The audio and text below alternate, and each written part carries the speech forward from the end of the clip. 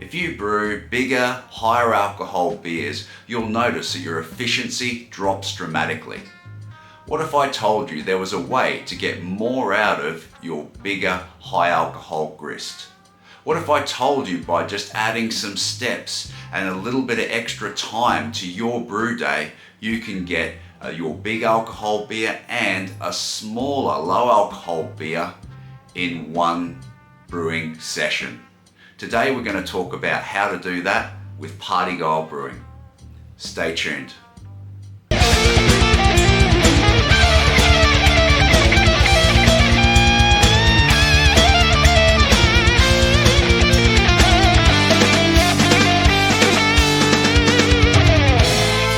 Parti Gyle or polygyle method of brewing has been employed by European brewers for centuries.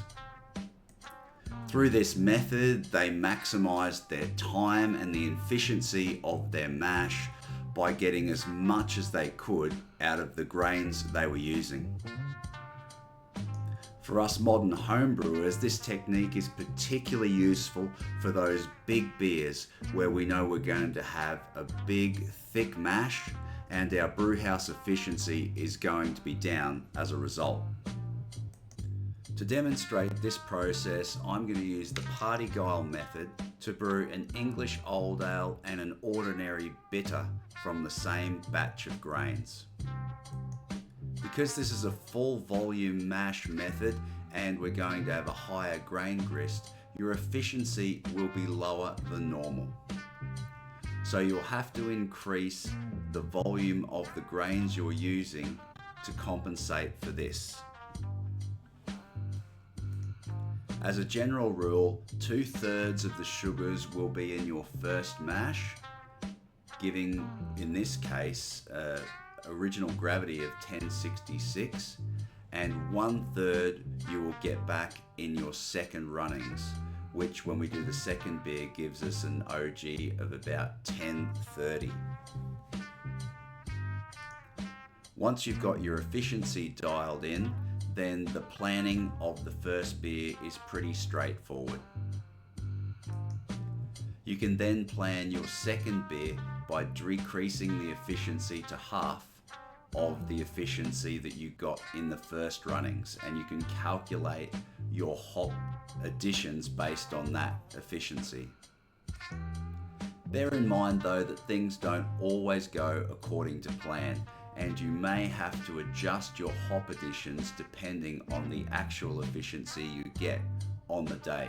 So sometimes you have to do this on the fly, taking hydrometer measurements after your mash to work out how much you've got to work with and then to adjust your hop additions accordingly. Equipment wise, for Parti Gyle Brewing, we're going to need a hot liquor tank. Now this is just a simple vessel to keep hot water in. We're going to need a mash tun that can hold hot water and our grist, and we're going to need a boil kettle. So it's the same setup you'd have for a traditional 3-vessel system. The need to have 3 vessels with the ability to heat hot liquor is one of the biggest hurdles for most homebrewers to get into Parti Gyle brewing. Another consideration for those brewing on domestic properties is that you'll be drawing a lot of power using 2 or 3 of these vessels to heat hot liquor at the same time. So it may be worthwhile considering acquiring a boil kettle that's powered by another means such as gas, which is not going to draw on your electricity and trip a switch. To begin the brewing process, we're going to be adding the required amount of strike water to both our mash tun for our first runnings and to our hot liquor tank, which will become the second runnings. Once our strike water has reached the required temperature, we can mill our grains and add them to the mash tun. Don't forget to add your brewing salts along the way. With the Parti Gyle method, you're essentially running 2 brews at the same time, so you must be organised with your hop additions. make sure you have everything laid out ready to go. Organise 2 separate timers so that you can keep track of when each addition happens for each different brew. A brewing program such as Brewfather may help a lot to keep you on track and to keep your additions organised. Once we've completed our mash, we can up the temperature to 75 degrees for a mash out rest. Once the mash rest is completed, lift the grain basket out of the mash tun and allow it to drain. We're then going to transfer this liquid into the boil kettle and prepare for our boil. Once the mash tun is fully drained, lower the grain basket back into the mash tun and fill it with the water from the hot liquor tank to produce our second runnings. For those of you who are familiar with batch sparging, it's really the same process, but instead of just adding enough sparge water to rinse the grains and create one batch of beer, we're adding enough water to create a second batch of beer out of our second runnings. How much hot liquor do you need to add? Well, I usually go by a rule of thumb, how big do I want my batch of beer to be? Remember, the dead space in your mash tun's already full and the grains are already hydrated, so you just want to add enough to make your batch. So if you want a 23 litre batch, you make 23 litres plus however much liquor you're going to boil off during your boil stage.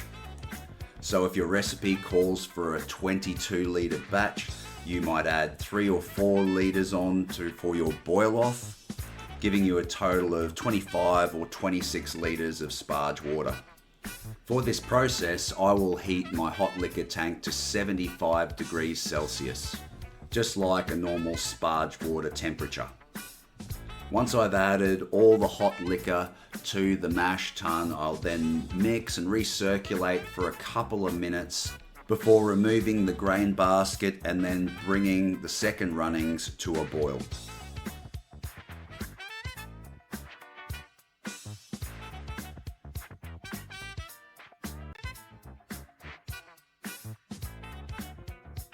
About this time in the process, your first runnings in your boil kettle are probably getting close to a boil.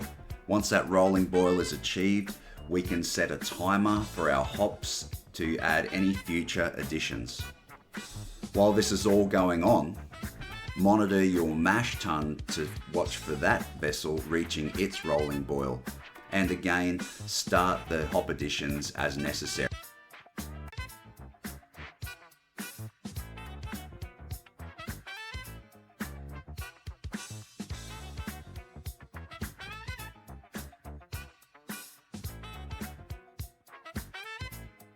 Organisation here is key.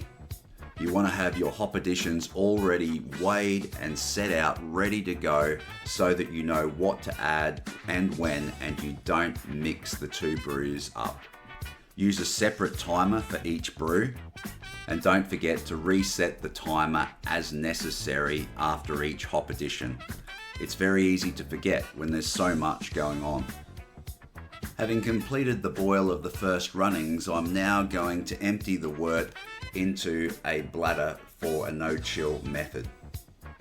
This is going to allow me to set aside the wort until such time as I'm ready to ferment it.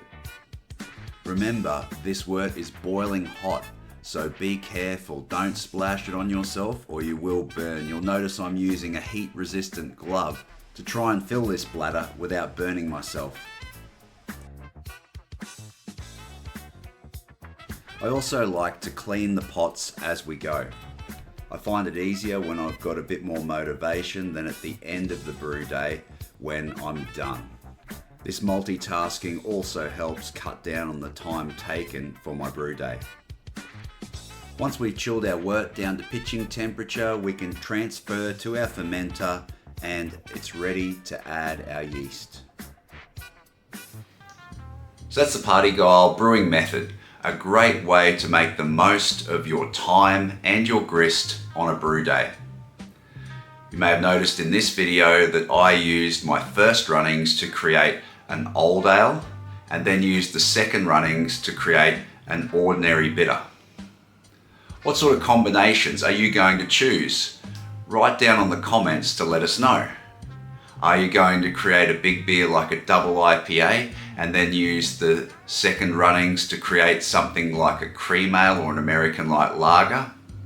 Or will you do a wee heavy, for example, and use the second runnings to make a smaller beer like an ESB?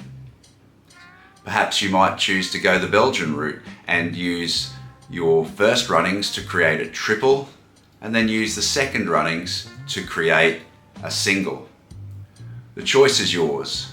If you've got any extra tips or advice for using this method, again, comment below and let us know.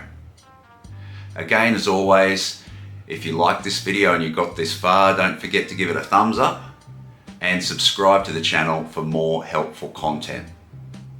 If you've enjoyed this video, you should consider joining your local brew club if you're not a member already. At pubs we meet on the third Tuesday of every month. But if you're not in our local area, have a look and check it out. I'm sure there's a local club near you. Until next time, keep brewing.